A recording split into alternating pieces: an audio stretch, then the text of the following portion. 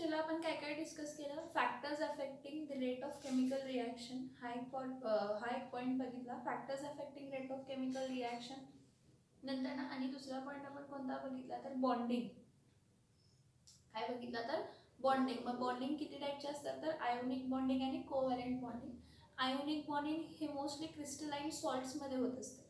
म्हणजे आयोनिक बॉन्डिंगमध्ये total loss of electron होतं आणि टोटल काय होत असतं तर गेन ऑफ इलेक्ट्रॉन असतो. आणि कोव्हॅलेंट बॉन्डिंगमध्ये शेअरिंग ऑफ इलेक्ट्रॉन होत असतं. आणि मोस्ट ऑफ द एलिमेंट्स जे पिरियॉडिक टेबलमध्ये आहेत ते कोव्हॅलेंट बॉन्डिंग करतात, आयोनिक बॉन्डिंग कमी करतात.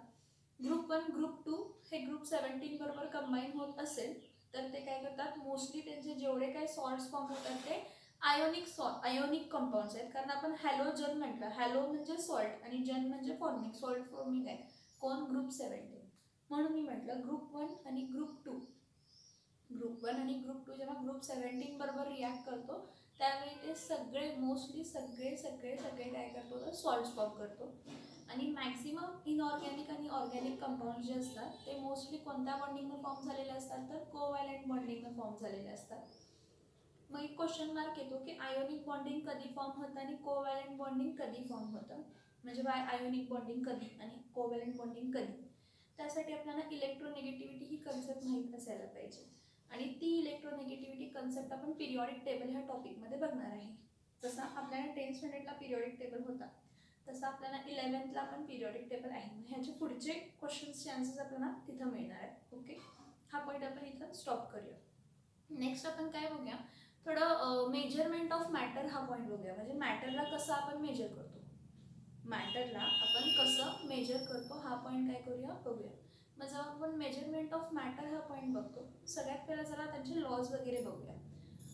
सगळ्यात पहिले डाल्टन्स ॲटॉमिक थिअरी 8th स्टँडर्डला झाले. Dalton's atomic theory, Dalton's postulates. Atomic थिअरीपेक्षा मी डायरेक्टली इथे डाल्टन्स पॉस्ट्युलेट्स. म्हणजे डाल्टन हा जो सायंटिस्ट होता ह्यानं थोडे पॉस्ट्युलेट्स दिलेले होते. डाल्टनचे थोडे पॉस्ट्युलेट्स आहेत. काय आहेत बघा. डाल्टनचा पहिला पॉस्ट्युलेट काय म्हणतो की atom is indivisible and invisible atom. Sorry, postulate नाही, नॉर्मली डाल्टन जेव्हा म्हणतो तर डाल्टन म्हणतो की atom is the smallest particle, atom is the smallest particle of matter and it is indivisible. It is indivisible म्हणजे atom हा divide होऊ शकत नाही. It is indivisible, invisible आणि दिसतही नाही आपल्याला ॲक्च्युली. जेव्हा आपण त्याला डिवाइड करत जातो त्यावेळी जो स्मॉलेस्ट पार्टिकल ऑफ मॅटर आहे तो दिसत पण नाही. Atom is the smallest particle of matter and it is indivisible, indivisible and indestructible. म्हणजे त्याला आपण डिस्ट्रॉय करू शकत नाही. ठीक आहे. मग त्यापुढे त्याने काय म्हटलं, डाल्टनचा पहिला पॉस्ट्युलेट काय म्हटला, ॲटम ऑफ सेम एलिमेंट. जर ॲटम जर सेम एलिमेंटचा असेल, जर ॲटम कशाचा आहे सेम एलिमेंटचा आहे तर atom of same element have same size, shape, mass, structure and properties. And what? Properties. बघा काय म्हटलं, ॲटम जर सेम एलिमेंटचा असेल, जर ॲटम कशाचा आहे सेम एलिमेंट, याला सांगायचं काय आहे, फॉर एक्झाम्पल एलिमेंट जो आयनचा बनलाय त्यामध्ये सगळे ॲटम कशाचे आहेत तर आयनचेच असणार आहेत. मग हा आयनचे जे ॲटम्स आहेत कोणते ॲटम्स आहेत हे आयर्न, लोखंडाचे जे ॲटम्स आहेत हे लोखंडचे जे ॲटम्स असणार आहेत त्यांचा ॲटॉमिक साईज, शेप, मास हे सगळं काय असणार आहे सेम असणार आहे, वेगळं नसणार. ॲटॉमिक साईज, शेप, मास हा काय असणार आहे सेम. म्हणजे हे सगळे जेवढे काही तुम्हाला आयन पार्टिकल दिसतात त्या सगळ्या आयन ॲटम, पार्टिकल म्हणजे ॲटम, हे आयन ॲटम पासून आयन हा एलिमेंट बनलाय. ठीक आहे. मग ह्या आयन ॲटमचं जे साईज सेम, साईज, शेप, मास सगळं काय, स्ट्रक्चर आणि प्रॉपर्टीज काय असतात तर सेम असतात. आणि next atom of different element, atom of different element म्हणजे जर डिफरंट एलिमेंटचा ॲटम आहे, म्हणजे atom of different element, atom of different element have different size, shape, mass, structure and properties.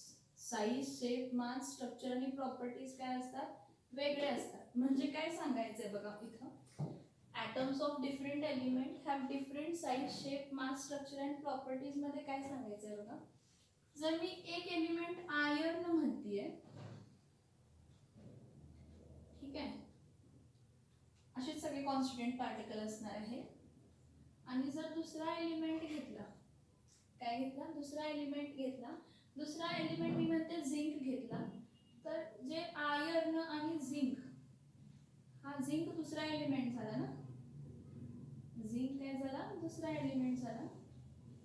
तर जेव्हा आपण काय कन्सिडर करतो, ॲटम्स ऑफ डिफरंट एलिमेंट, म्हणजे एक एलिमेंट आयर्नचे ॲटम्स आणि झिंकचे ॲटम्स, ह्या दोघांमध्ये डिफरंट असणार आहे. काय डिफरंट असणार आहे की ह्याचे जे साइज, शेप, मास, स्ट्रक्चर वेगळं असणार आहे, ह्याचं पण साइज, शेप, मास, स्ट्रक्चर वेगळं असणार आहे.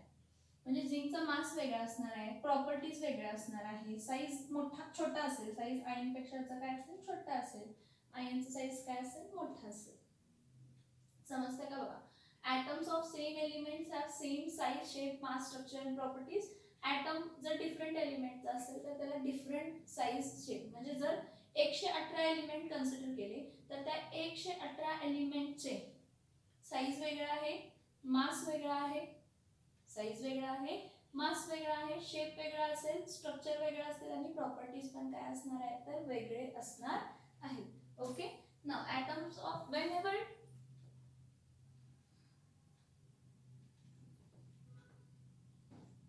सेकंड बघा, whenever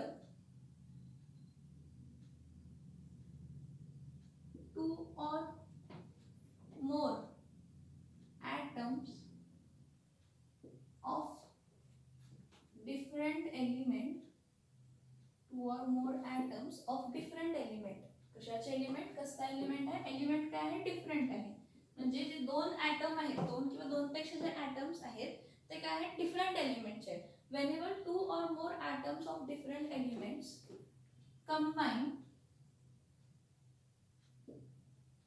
in definite ratios, like 1:1, 1:2 ratio, कसे स्मॉल रेशियोज मध्ये, स्मॉल होल नंबर रेशियोज मध्ये 1:1, 1:2, 1:3, 2:3, 3:2, 2:1 अशा रेशियोमध्ये जेव्हा कंबाईन होतात, whenever two or more atoms of different element combine in a definite ratio, like definite ratio मध्ये 1:1, 1:2 whole number ratio मध्ये 1:1, 1:2, 1:3, 2:3, 3:1, 2:1, then they form a molecule of compound. म्हणजे ते काय form करतात, जेव्हा दोन किंवा दोन पेक्षा जास्त डिफरंट टाइप ऑफ ॲटम्स एका डेफिनाइट रेशो मध्ये काय होतात, कंबाईन होतात, तर ते ॲटम जेव्हा कंबाईन होतात स्मॉल, ते मॉलिक्यूल फॉर्म होतात. मॉलिक्यूल कशाचे, तर कंपाऊंडचे. मॉलिक्यूल कशाचे, तर कंपाऊंडचे. याचं एक्झाम्पल बघा, हा N2 चे ॲटम्स कन्सिडर, N2 हा मॉलिक्यूल आहे, molecule of same element, molecule of same element असेल तर तो एलिमेंटच असणार आहे. हा N2 आहे आणि इथं काय आहे, 3H2 आहे. हे कंबाईन होऊन डेफिनेट रेशो मध्ये काय देतात, तर 2NH3 in the gaseous state. म्हणजे दोन ॲटम्स, हे दोन ॲटम्सच आहेत. नायट्रोजन जरी N2 मॉलिक्युलर स्टेट मध्ये जरी असेल तर एवढं लक्षात ठेवा की जर दोन्ही ॲटम्स यामध्ये सेम आहे तर हा एलिमेंटच आहे. दोन्ही नायट्रोजनचे ॲटम आहेत, ह्यामध्ये दोन्ही हायड्रोजनचे ॲटम आहेत. तेव्हा दोन ॲटम्स किंवा दोन पेक्षा जास्त ॲटम एका डेफिनेट रेशो मध्ये कंबाईन होतात तर ते काय देतात, एक कंपाऊंड, मॉलिक्यूलचा कंपाऊंड देतात. कंपाऊंडचा काय देतात, तर मॉलिक्यूल देतात. Like N2 plus 3H2 gives what, 2NH3. like C carbon in the solid state plus O2 in the weak state, gaseous states gives what, CO2. like again H2 plus Cl2 gives what? 2HCl. Next, 2Al plus 3Cl2 gives what? 2AlCl3. आता ratio मी म्हटलं definite ratio ना, इथं काय बघा, हा जो nitrogen आणि hydrogen आहे हा कसला रेशो? नायट्रोजन 1 आणि हायड्रोजन 3, 1:3. म्हणजे हे दोन डिफरंट एलिमेंट्स एका डेफिनाइट रेशोमध्ये कंबाईन झाले आणि मॉलिक्यूल फॉर्म केले कंपाऊंडचा. तर कोणता कंपाऊंड आहे? तर अमोनिया. ठीक आहे. H2 + Cl2 म्हणजे तर काय येणार आहे? 1:2 काय आहे? 1. ठीक आहे. इथं पण काय आहे? 1:2 काय आहे? 1. इथं काय आहे? 2:2 काय आहे? 3. So whenever 2 or more atoms of different element, दोन किंवा दोनपेक्षा जास्त ॲटम डिफरंट एलिमेंटचे कंबाईन होतात डेफिनाइट रेशोमध्ये, like 1:1, 1:2, 1:3, 2:3, 3:2, 2:1, then they form a molecule of a compound. तर ते काय फॉर्म करतात? मॉलिक्यूल फॉर्म करतात. कशाचा मॉलिक्यूल फॉर्म करतात? तर कंपाऊंडचा काय करतात? तर मॉलिक्यूल्स फॉर्म करतात. नेक्स्ट थर्ड बघा, chemical reaction. Chemical reaction is what? Is rearrangement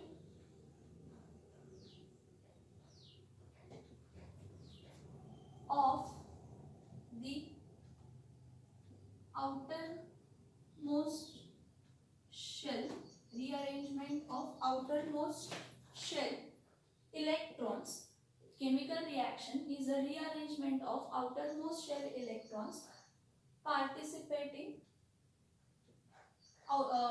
Chemical reaction is a rearrangement of the outermost shell electrons of element. Atom कशाचा असतो? तर एलिमेंटचा. participating in reaction.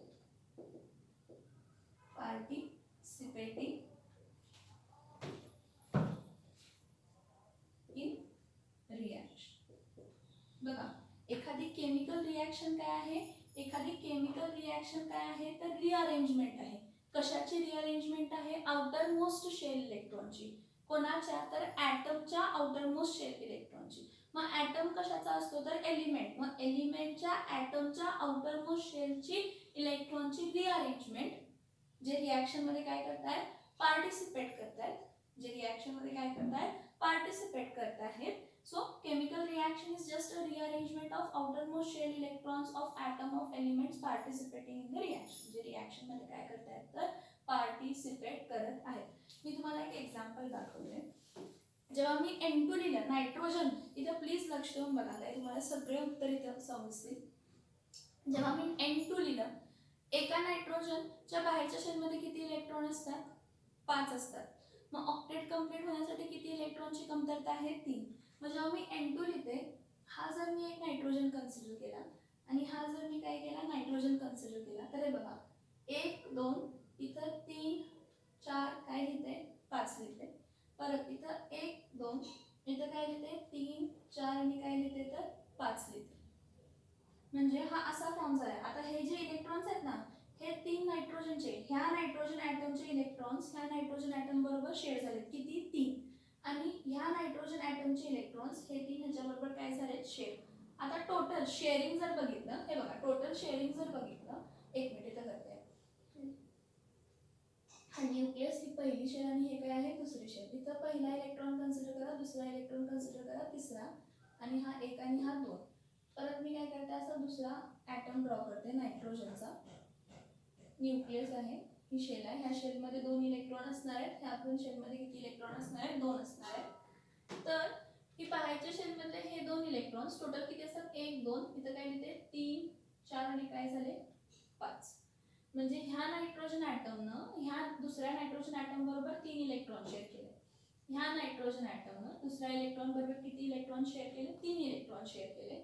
मग मला सांगा, 3 आणि 3, हे बघा, जर मी फक्त हा नायट्रोजन आता कन्सिडर केला शेअरिंग नंतर, तर 1 2 3 4 5 6 7 8, म्हणजे ह्या नायट्रोजनचा ऑक्टेट कंप्लीट झालाय.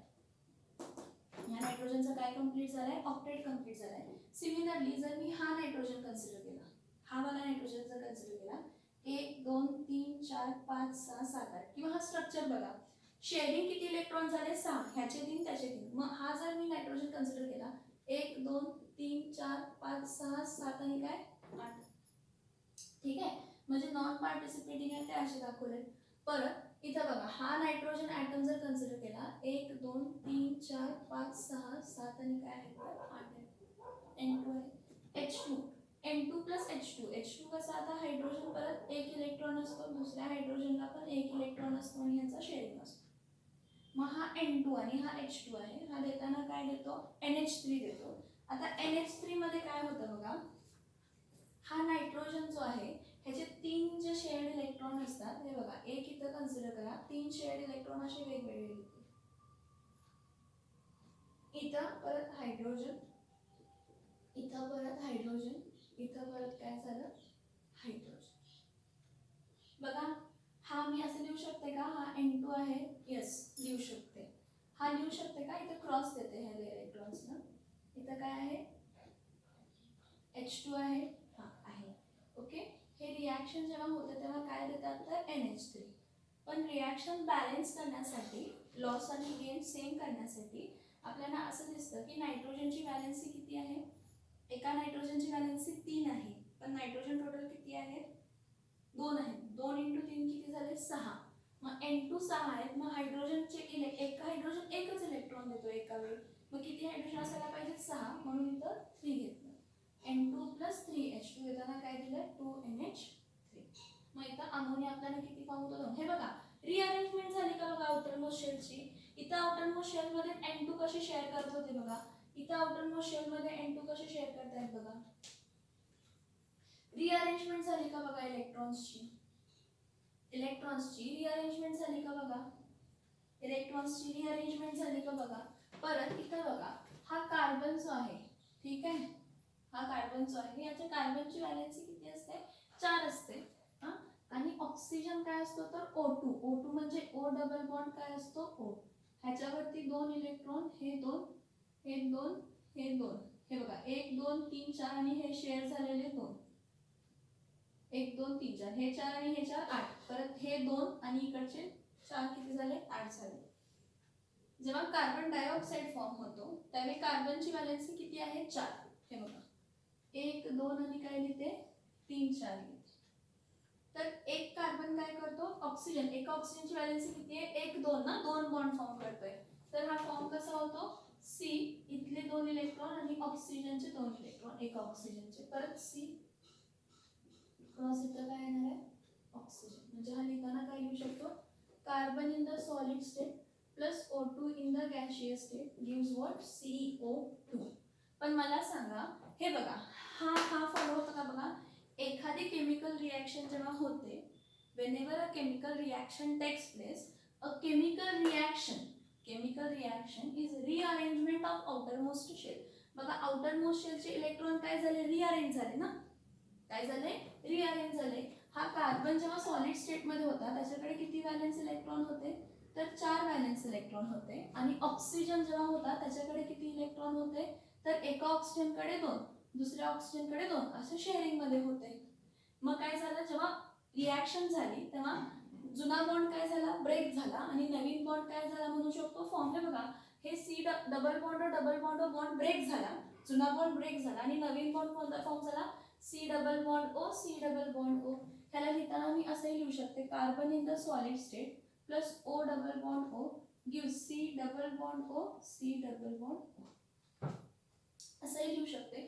So according to the Dalton's postulate, हे 8th स्टँडर्ड मध्ये आपण शिकलोय, chemical reaction is arrangement of outermost shell electrons. बाहेरच्या शेलच्या इलेक्ट्रॉन्स काय होतात रिअरेंज होतात, कोणाचे तर ॲटमचे. कशाचे तर ॲटम कशाचा असतो तर एलिमेंट जो रिॲक्शन मध्ये काय करत असतो पार्टिसिपेट करू शकतो. मग असंही म्हणू शकतो chemical reaction is nothing but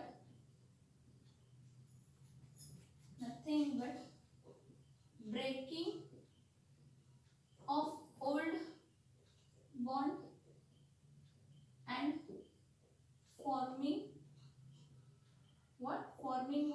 forming new bond. Old bond काय करायचे ब्रेक करायचे आणि नवीन बॉन्ड काय करायचे फॉर्म करायचे.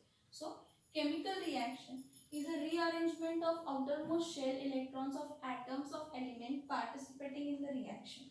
So chemical reaction is nothing. Chemical reaction ही काय नाही तर जस्ट काय आहे, it is nothing but breaking of old bond. जुने बॉन्ड काय होणे, ब्रेक होणे आणि नवीन बॉन्ड काय होणे, फॉर्म होणे. ब्रेकिंग ऑफ ओल्ड बॉन्ड, जुना बॉन्ड ब्रेक होणे आणि नवीन बॉन्ड काय होणे, फॉर्म होते.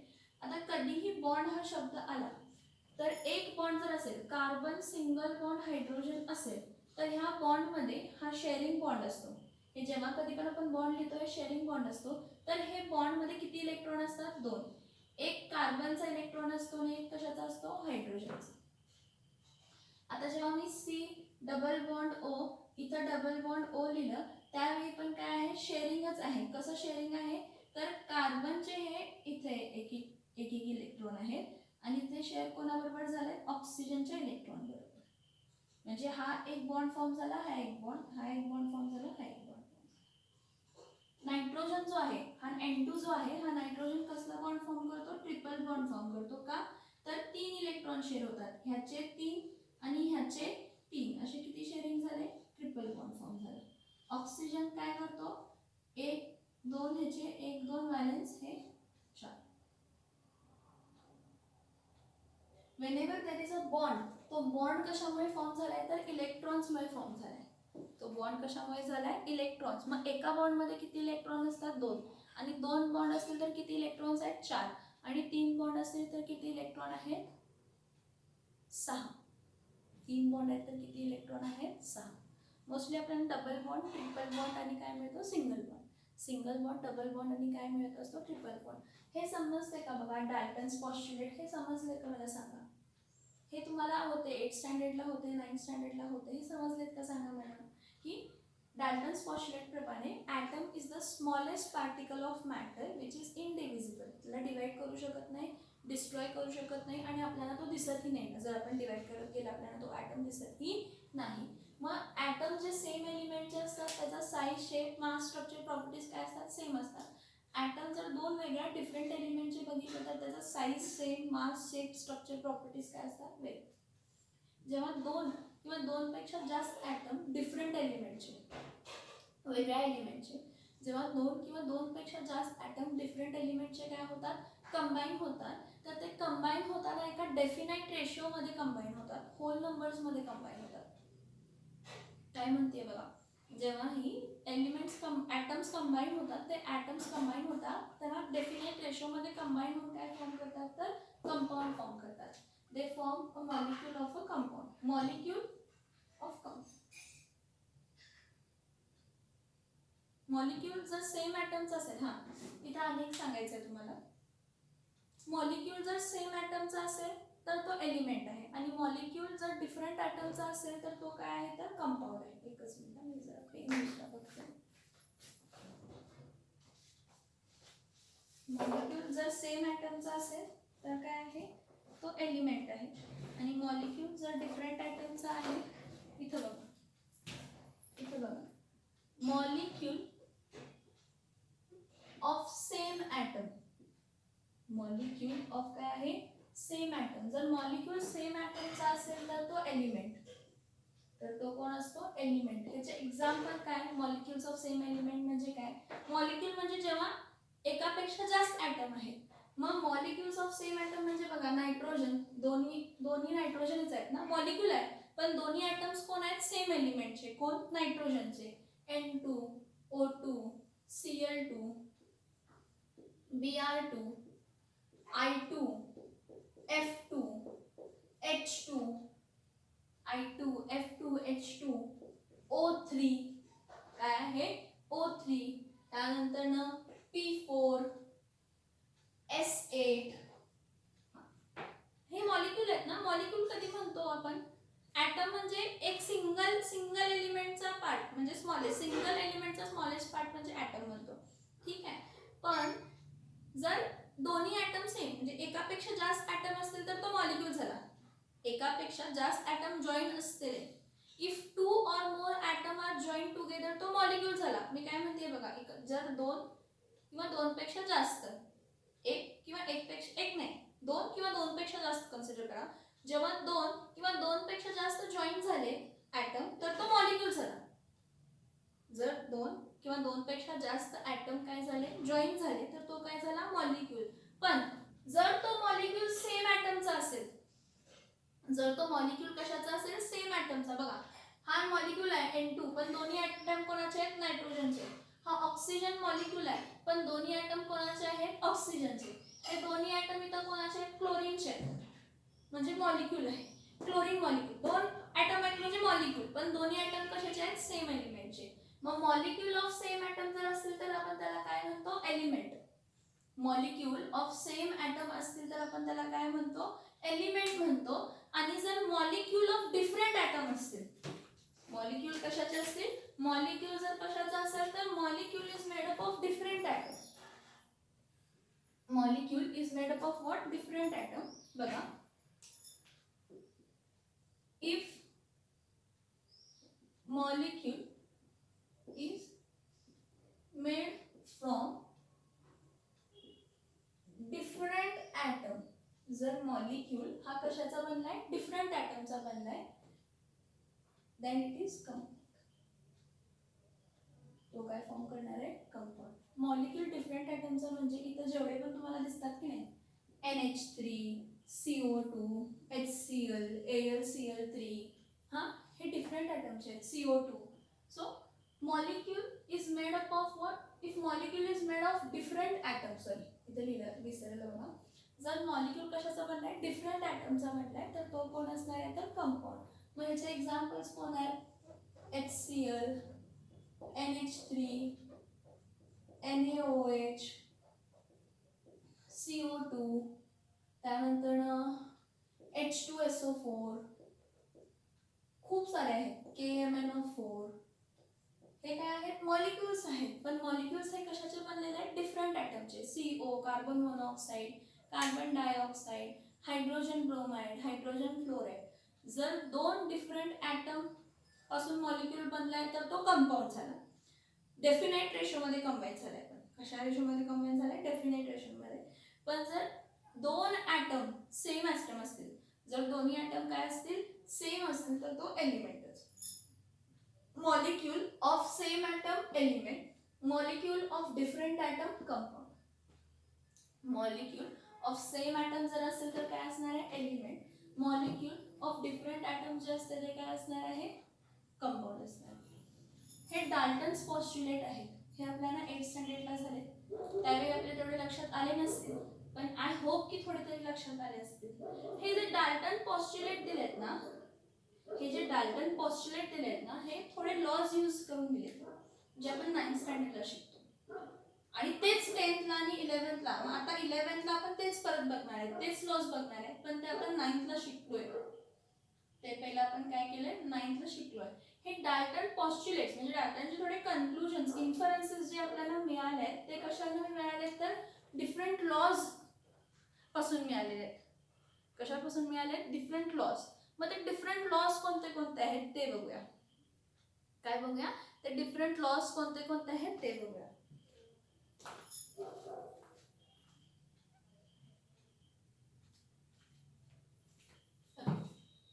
इथं लक्ष द्या आता मी काय सांगते. जेव्हा मी काय म्हटलं आता डाल्टन्स लॉ ऑफ पॉस्ट्युलेट्स, डाल्टन्स पॉस्ट्युलेट्स जे आहेत ते कोणत्या तरी लॉ पासून आलेले आहेत. कोणत्या तरी म्हणजे कोणते लॉज आहेत लॉज ते कोणते आहेत तर लॉ आपण ॲक्च्युली लॉज किती आहेत ते डाल्टन्स लॉज जे आपल्याला मिळाले ते 4 लॉज आपण वापरतोय. Law of conservation of mass, law of constant proportion, law of multiple proportion आणि लॉ ऑफ रेसिप्रोकल प्रपोर्शन. ह्यातले त्यांनी स्टार्टिंगचे फक्त 2 ह्यांची आयडिया दिली आहे. आपण ते 2च लॉ काय करूया डिस्कस करूया जे आपण बघितलेत 9th स्टँडर्डला. सो सगळ्यात पहिला आपण कोणता बघूया तर लॉ ऑफ कन्झर्वेशन ऑफ काय बघूया तर मास. ऐकलंय कधी law of conservation of mass? Law of conservation हा तर शब्द ऐकला असणार आहे तुम्ही. लॉ ऑफ कन्झर्वेशन ऑफ काय म्हणतो आपण मास. मोमेंटम ऐकलाय ना, जेव्हा कोलिजन होतं त्यानंतर sum of initial momentum is equals to sum of final momentum, हा law of conservation of momentum होता. तसं law of conservation of mass काय म्हणतो whenever a chemical reaction occurs, there is a change in the composition. Composition काय होतो, change होतो. म्हणजे पहिला ज्यापासून तो रिएक्टंट असतो, जो नवीन कंपाऊंड, जो नवीन प्रोडक्ट जो मिळतो, त्यामध्ये कंपोजिशन काय होतो, चेंज. कंपोजिशन म्हणजे बॉन्डिंग बिंडिंग सगळं काय होतंय, चेंज होते. सो बघा, whenever a chemical reaction change takes place, और whenever a chemical change takes place, जेव्हा कधीही केमिकल चेंज होतो, whenever a chemical change takes place, there is change in the composition. There is change in the composition. There is change in the composition of product. Composition product चा काय होतो, तर change होतो. Whenever a chemical change takes place, there is a change in the composition of product. ह्याचं आपण simple example पण घेऊ शकतो. आपण झिंक सल्फेट घेतलेला, zinc in the solid state घेतलेला, कॉपर सल्फेट घेतलेलं, ह्याची डिस्प्लेसमेंट रिॲक्शन झालेली, आणि डिस्प्लेसमेंट रिॲक्शन मध्ये आपल्याला काय मिळालेलं होतं, झिंक सल्फेट, आणि काय मिळालं होतं, तर कॉपर इन द काय मिळालं होतं, सॉलिड स्टेट. काय झाला, पहिला झिंक बॉन्डेड नव्हता, पण झिंक आता रिॲक्शन नंतर काय झालं, बॉन्डेड झाला. कोणाबरोबर बॉन्डेड झाला, सल्फेट बरोबर काय झाला, बॉन्ड झाला. नेक्स्ट ही एक रिॲक्शन बघितली, K2Cr2O7 प्लस K2Cr2O7 कोण होता, BaSO4. ह्याच्यामध्ये आयन्स एक्सचेंज झाले. आयन्स एक्सचेंज झाल्यानंतर आपल्याला मिळाला K2SO4 प्लस काय मिळालेला होता, BaCr2O7. ही एक आपण रिॲक्शन बघितलेली होती. ठीक आहे, बघा, पहिला पोटॅशियम डायक्रोमेट होता, तो कशामध्ये कन्वर्ट झाला, बॅरियम डायक्रोमेट मध्ये. परत बॅरियम सल्फेट होता, त्यानंतर कशामध्ये कन्वर्ट झाला, पोटॅशियम सल्फेट मध्ये कन्वर्ट झाला. त्यानंतर कॉम्बिनेशन रिॲक्शन मध्ये आपण म्हटलेलं carbon solid oxygen gaseous state मध्ये काय देतो, तर CO2. म्हणजे दोन रिॲक्टंट कंबाईन होऊन काय येतात, सिंगल प्रोडक्ट येतात. ही कोणती होती, कॉम्बिनेशन रिॲक्शन होती. डिकम्पोजिशनची काय, कॅल्शियम कार्बोनेटला तुम्ही काय करा, हीट करा, तर तुम्हाला कॅल्शियम ऑक्साईड प्लस काय मिळतं, तर CO2 गॅशियस स्टेटमध्ये मिळतं. हे सगळे केमिकल चेंज आहेत. ही डिस्प्लेसमेंट आहे, ही डबल डिस्प्लेसमेंट आहे, ही कॉम्बिनेशन आहे, आणि ही काय, डिकम्पोजिशन आहे. टाइप्स ऑफ रिॲक्शन्स आपण बघितलेले आहेत. ह्या सगळ्या रिॲक्शन मध्ये केमिकल चेंज झालाय. केमिकल चेंज झालाय, मग केमिकल चेंजमुळे काय चेंज होतं, कंपोजिशन चेंज होतं. कंपोजिशन म्हणजे पहिला फक्त झिंक होता, तो कशामध्ये कन्वर्ट झाला, झिंक सल्फेटमध्ये. पहिला कॉपर सल्फेट होता, तो कशामध्ये झाला, कॉपरमध्ये. कॉपर सल्फेट बॉन्डेड होता, आता इथं कॉपर फक्त सॉलिड स्टेटमध्ये अनबॉन्डेड आहे. पोटॅशियम डायक्रोमेट कशामध्ये कन्वर्ट झाला, बॅरियम डायक्रोमेटमध्ये. बॅरियम सल्फेट कशामध्ये झाला, पोटॅशियम सल्फेटमध्ये. कार्बन सॉलिड स्टेटमध्ये होता, ऑक्सिजन गॅशियस स्टेटमध्ये होता. दोन्ही कंबाईन होऊन काय फॉर्म केली, कार्बन डायऑक्साईड गॅस. परत चेंज झाला. ह्यामध्ये काय बॉन्ड नव्हतं, ऑक्सिजन बॉन्डिंग होतं, ऑक्सिजनमध्ये O डबल बॉन्ड होता, पण इथं फॉर्म होता ना C double bond O, C double bond O असा मिळाला.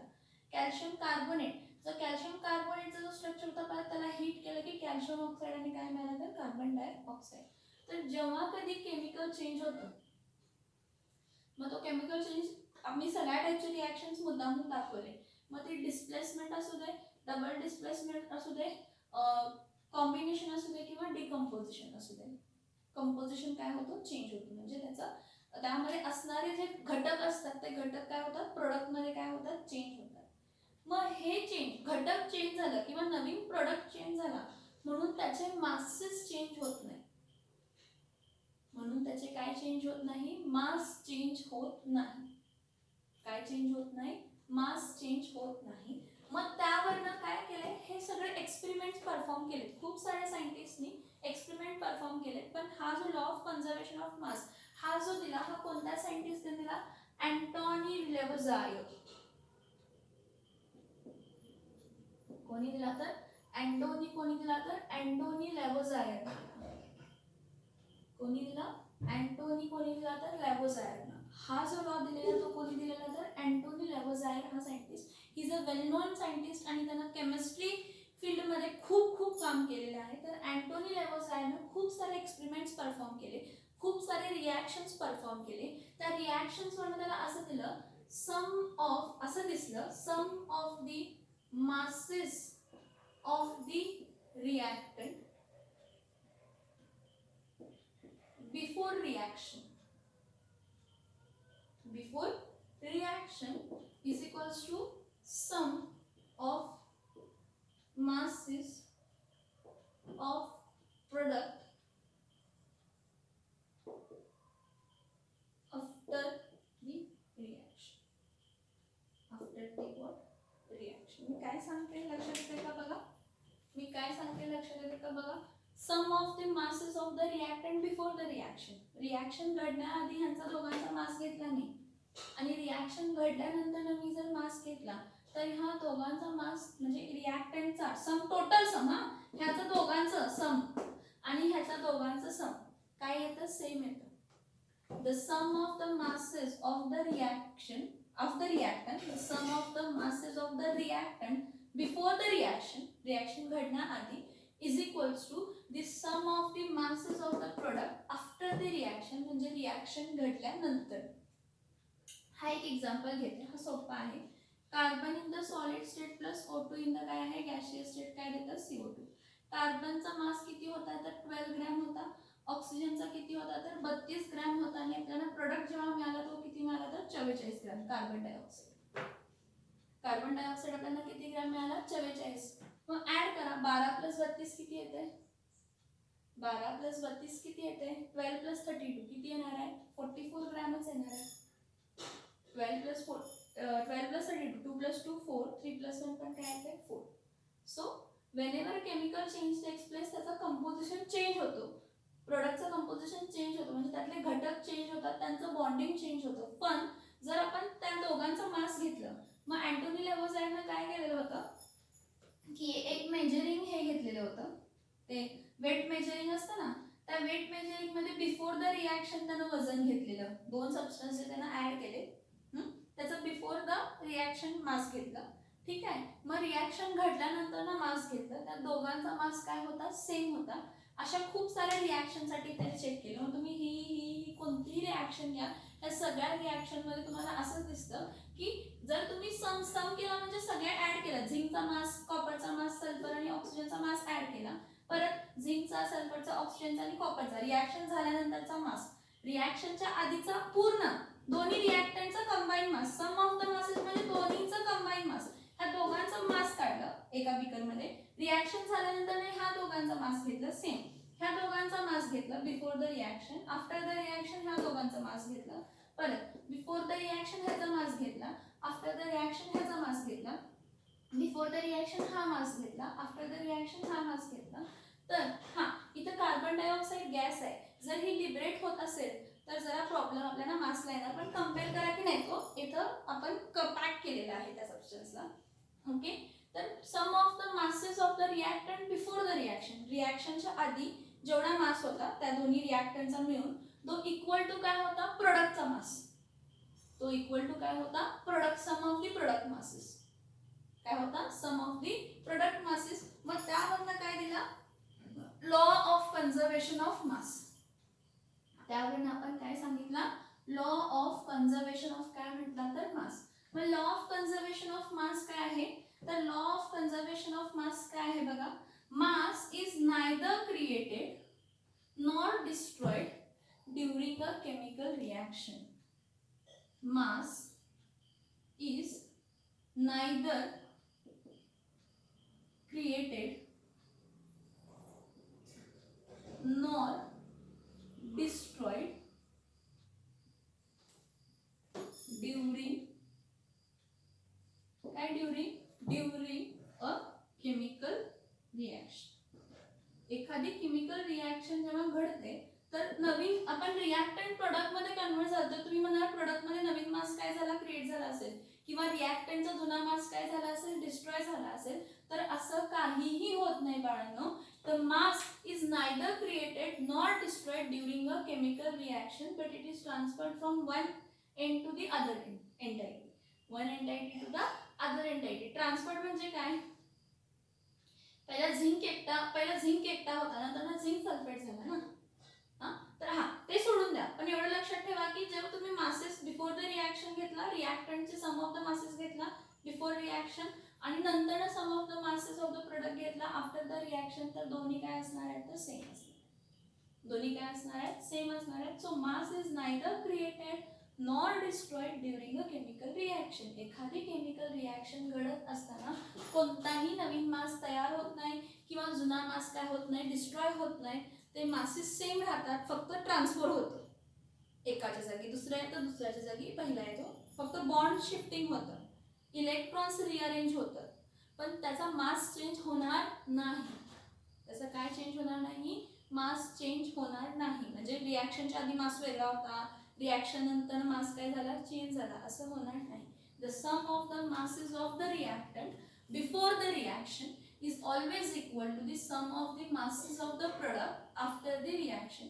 So from that we can conclude, त्यावरून आपण काय कन्क्लूड करू शकतो की जेव्हा केमिकल रिॲक्शन घडते तर कोणताही मास नवीन क्रिएट होत नाही, नवीन मास क्रिएट होत नाही किंवा जुना मास काय होत नाही, डिस्ट्रॉय होत नाही. सो आपण असंही म्हणू शकतो की केमिकल रिॲक्शन जेव्हा घडते तर जो टोटल वेट असतो सगळ्या रिॲक्टंटचा is same the total weight of the product. जेव्हा केमिकल रिॲक्शन काय होते, घडते, ह्याला आपण काय म्हणतो, law of conservation of mass किंवा law of conservation of mass म्हणण्यापेक्षा आपण मॅटर हा पॉइंट बघतोय ना, लॉ ऑफ कन्झर्वेशन ऑफ काय म्हणूया, मॅटर. ऍक्च्युली मासच मोर प्रोबॅबली आपण म्हणतो, कारण आपण मासच मेजर करत असतो.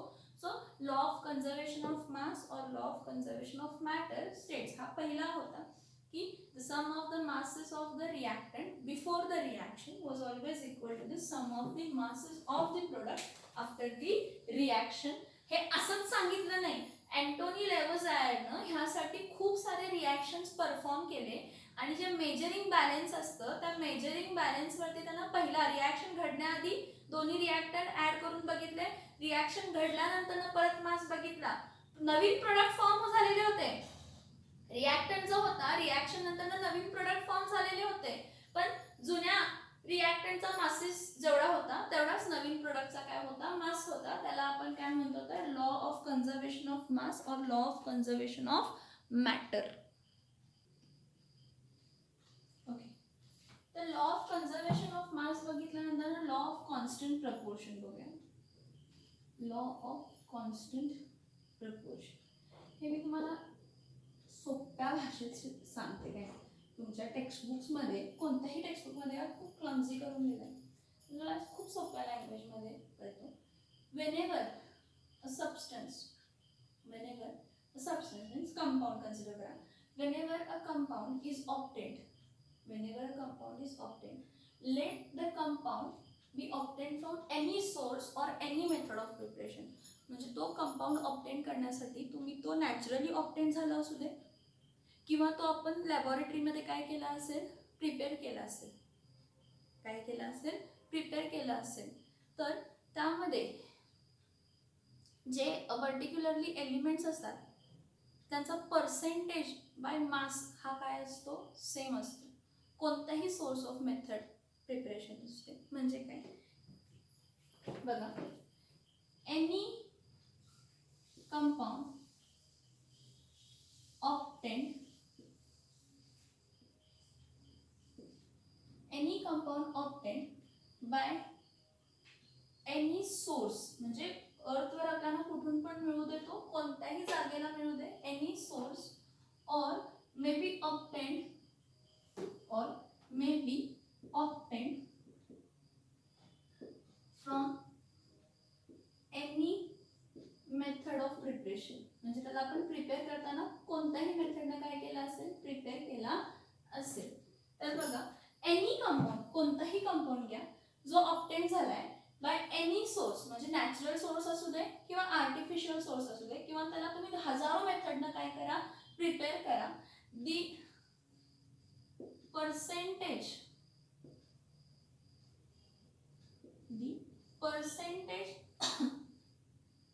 composition of element, the percentage composition of element, '' 'in the compound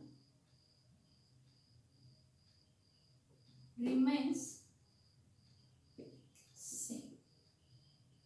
The percentage compound, the percentage composition or percentage weight, yeah, percentage weight of element in the compound remains same. हा काय आहे, law of constant proportion. बघा, जेव्हा कधीही एखादा compound form झाला आहे तो एका डेफिनेट प्रपोर्शन मध्ये काय झालेला आहे, मिक्स झालेला आहे. ठीक आहे. मग काय झालं बघा, कन्सिडर करा की कॅल्शियम ऑक्साईड आहे. काय आहे, कॅल्शियम ऑक्साईड आहे. त्या कॅल्शियम ऑक्साईड मध्ये कॅल्शियम आणि काय आहे, ऑक्सिजन आहे. हा कॅल्शियम ऑक्साईडने हा काय करू शकते, कॅल्शियम कार्बोनेट पासून पण ऑब्टेन करू शकते किंवा कॅल्शियम हायड्रो ऑक्साईड पासून पण काय करू शकते, ऑब्टेन करू शकते.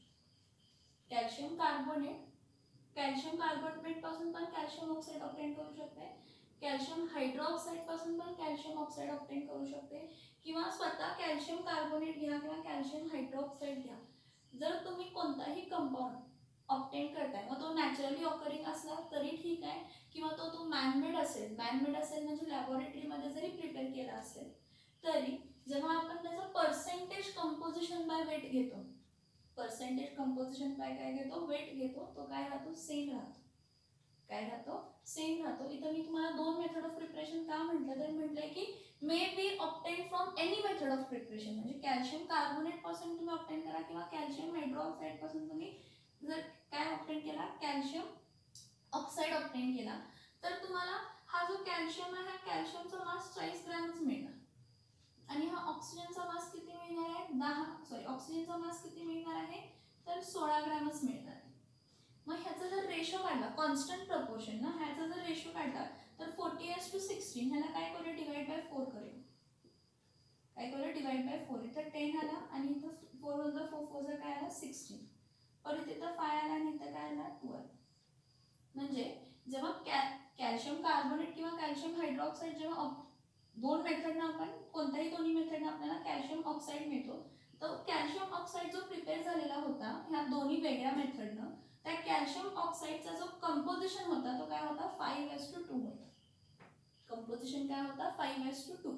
म्हणजे काय, 40 ग्रॅम दोन्ही मेथडनं जो झाला. फॉर एक्झाम्पल कॅल्शियम कार्बोनेट देताना काय देतो, CaO प्लस CO2 देतो आणि कॅल्शियम हायड्रोक्साईड होतो CaO प्लस काय देतो, H2O. ह्या दोन्ही मेथडनं तुम्हाला काय मिळाला, कॅल्शियम ऑक्साईडच मिळाला. दोन मेथड ऑफ प्रिपरेशन. त्या दोन्ही मेथड ऑफ प्रिपरेशननं जो तुम्हाला कॅल्शियम ऑक्साईड मिळालाय, त्या कॅल्शियम ऑक्साईडमध्ये पर्सेंटेज बाय वेट कंपोजिशन काय असणार आहे, सेम असणार आहे.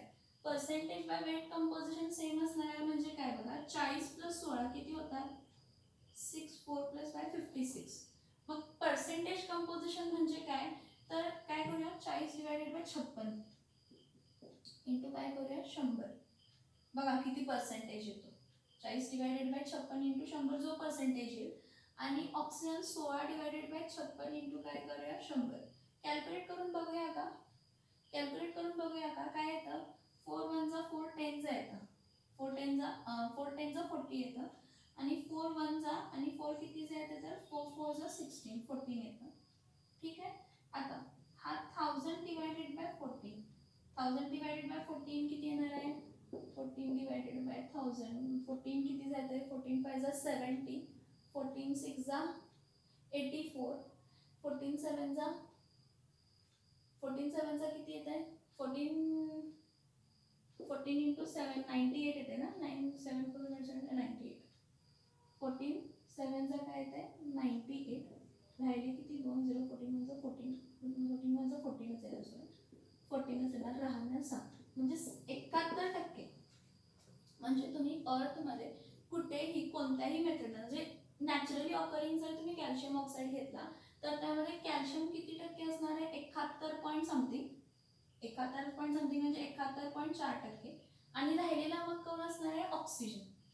राहिलेला कोण असणार आहे, तर ऑक्सिजन. 100 - 71 पॉईंट काय घेऊया, 4 म्हणजे इथं 10 आला, 6 राहिला, 9 - 1 किती आला, 8 आला, 9 - 7 किती आला, 28 आला.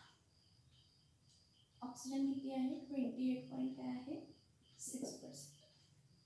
एवढं लक्षात ठेवा, कोणताही कंपाऊंड घ्या, कुठून पण ऑब्टेन करा, कोणताही कंपाऊंड तुम्ही कुठेही ऑब्टेन करा, तो नॅचरली ऑकर झाला आहे अर्थवरती किंवा तुम्ही त्याला लॅबोरेटरीमध्ये प्रिपेअर केला आहे, तो जो कंपाऊंड आहे त्या कंपाऊंडमध्ये जे एलिमेंट्स आहेत ते एका डेफिनेट प्रपोर्शनमध्ये काय झालेले आहेत, कंबाईन झालेले आहेत.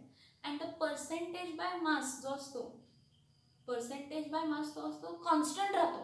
कॉन्स्टंट, हे बघा लॉ ऑफ कॉन्स्टंट प्रपोर्शन म्हटलंय. पर्सेंटेज बाय मास किंवा पर्सेंटेज बाय वेट जो आहे त्या पर्टिक्युलर एलिमेंटचा त्या कंपाऊंडमध्ये त्या एलिमेंटचा पर्सेंटेज बाय वेट किंवा पर्सेंटेज बाय मास काय राहतो, कॉन्स्टंट राहतो, चेंज होत नाही. काय होत नाही, चेंज होत नाही. तुम्ही क्युप्रिक कार्बोनेट जो आहे, क्युप्रिक कार्बोनेट नॅचरली ऑकर पण होतो आणि क्युप्रिक कार्बोनेट तुम्ही लॅबोरेटरीमध्ये पण काय करू शकता, ऑब्टेन करू शकता. तर त्या क्युप्रिक कार्बोनेटमध्ये तुम्हाला क्युप्रिक जो आहे तो क्युप्रिक तुम्हाला कॉपर जो आहे तो किती टक्के मिळतो, 58% मिळतो. कॉपर जो आहे तो किती पर्सेंट मिळतो, 58% मिळतो. कार्बन आहे तो किती टक्के मिळतो, तर 28 पर्यंत काहीतरी मिळतो आणि राहिलेला 18% काय असतो, oxygen. So irrespective of source और method of preparation, irrespective of source of method of और प्रिपरेशन म्हणजे कोणत्याही मेथडनं प्रिपेअर करत असू दे किंवा कोणत्याही सोर्सनं तो कंपाऊंड काय केला असू दे, ऑब्टेन केला असू दे, त्यामध्ये जो एलिमेंट असणार आहे त्याचा पर्सेंटेज बाय वेट फिक्स्ड असणार आहे. म्हणजे तुम्ही कोणत्याही मेथडनं प्रिपेअर करा, तुम्ही 2 वेगळ्या मेथड घेतला म्हणून पर्सेंटेज बाय कंपोजिशन त्या नवीन एलिमेंट, त्या एलिमेंटचा कंपाऊंड फॉर्म झाल्यानंतर त्या एलिमेंटचा कंपोजिशन चेंज होत नाही. म्हणजे अर्थवरती जेवढे कंपाऊंड्स आहेत बघा, अर्थवरती जेवढे कंपाऊंड्स आहेत तेवढ्या कंपाऊंड्समध्ये जे काही एलिमेंट आहेत त्या एलिमेंट्सचा पर्सेंटेज बाय मास त्या एलिमेंटमध्ये फिक्स्ड आहे. कंपाऊंडमध्ये पर्सेंटेज बाय मास त्या कंपाऊंडमध्ये काय आहे, फिक्स आहे. आता H2O जर घेतला, काय घेतला, H2O जर काय केला घेतला तर H2O मध्ये ऑक्सिजन किती असतो, तर 88 पॉईंट काय असतो, 89% असतो आणि हायड्रोजन किती असतो, तर 11.11% असतो. म्हणजे आपण असंही म्हणू शकतो की हायड्रोजन आणि ऑक्सिजन कंबाईन होतात कशा रेशोमध्ये, 1:8 रेशोमध्ये कंबाईन होतात असंही म्हणू शकतो. मग असंही म्हणू शकतो कसं म्हणू शकतो बघा ना, असंही म्हणू शकतो की 1 ग्रॅम ऑक्सिजन 1 ग्रॅम हायड्रोजन घेतला आणि 8 ग्रॅम जर काय घेतला, ऑक्सिजन घेतला तर आपल्याला 9 ग्रॅम काय मिळतं, वॉटर. मग हा जो 9 ग्रॅम वॉटर आहे त्या 9 ग्रॅम वॉटरमध्ये 8 ग्रॅम ऑक्सिजन आहे, 1 ग्रॅम काय आहे, हायड्रोजन आहे. परत त्याला डिवाइड करा, 8/9 करा, 1/9 करा, तुम्हाला सेम मिळणार. कुठूनही वॉटर ऑब्टेन होऊ दे, रेन वॉटर असू दे किंवा तुम्ही इंडस्ट्रीमध्ये वॉटर क्रिएट करताय किंवा तुम्ही रिॲक्शननं लॅबोरेटरीमध्ये वॉटर काय केलंय, प्रिपेअर केलाय, त्यामध्ये हायड्रोजन आणि ऑक्सिजनचा कंपोजिशन फिक्स्ड आहे, कॉन्स्टंट आहे, तो कधीही चेंज होणार नाही. म्हणजे मेथड चेंज झाली, सोर्स चेंज झालं म्हणून त्या पर्टिक्युलर कंपाऊंडमधल्या एलिमेंटचा पर्सेंटेज बाय वेट चेंज होणार नाही. काय चेंज होणार नाही, पर्सेंटेज बाय वेट चेंज होणार नाही. irrespective of source or method of preparation, irrespective of source or method of preparation, the element in a compound has a definite proportion. The element in a compound has a definite proportion. त्याची स्वतःची जागा fix झाली म्हणजे एवढ्या टक्के मी असणार. Cupric carbonate मध्ये consider करा 58% कॉपर आहे, 58% काय आहे, कॉपर आहे. कार्बन किती आहे तर 7-8% आहे आणि राहिलेला 21-29%, 20-29 सोडा 38% काहीतरी काय आहे, ऑक्सिजन आहे आणि राहिलेले जे काही पर्सेंटेज आहेत ते कोण आहे, राहिलेले जे पर्सेंटेज आहे ते कोण आहे तर कार्बन आहे. सो टेक एनी ऑर्गॅनिक और inorganic compound, that compound whatever elements are present, their elements percentage by weight is fixed. Percentage by weight त्या एलिमेंटचा त्यामध्ये काय झालेला आहे, फिक्स झालेला आहे. ह्याला आपण काय म्हणतो, लॉ ऑफ कॉन्स्टंट प्रपोर्शन.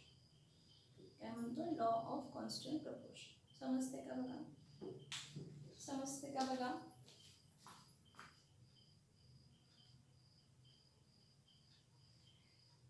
काय सांगितलं बघा, कोणत्याही मेथडनं कोणताही कंपाऊंड फॉर्म होऊ दे, एकदा तो कंपाऊंड फॉर्म झाला त्या कंपाऊंडमध्ये त्याचा मास काय राहतो, त्या एलिमेंटचा मास फिक्स्ड राहतो, तो कधीही चेंज होत नाही. प्रिपरेशन मेथड चेंज झाली म्हणून कंपाऊंडचा मास चेंज होणार, ह्या मेथडनं झालं म्हणून त्या एलिमेंटचा मास चेंज होणार, त्या मेथडनं झालं म्हणून त्या एलिमेंटचा मास काय होणार, चेंज होणार असं होत नाही. Percentage by mass remains fixed. Percentage by mass remains fixed. Percentage by mass of element in a compound remains fixed irrespective of source or method of preparation. तर समजलं का बघा. पुढचं नेक्स्ट लेक्चरमध्ये कंटिन्यू.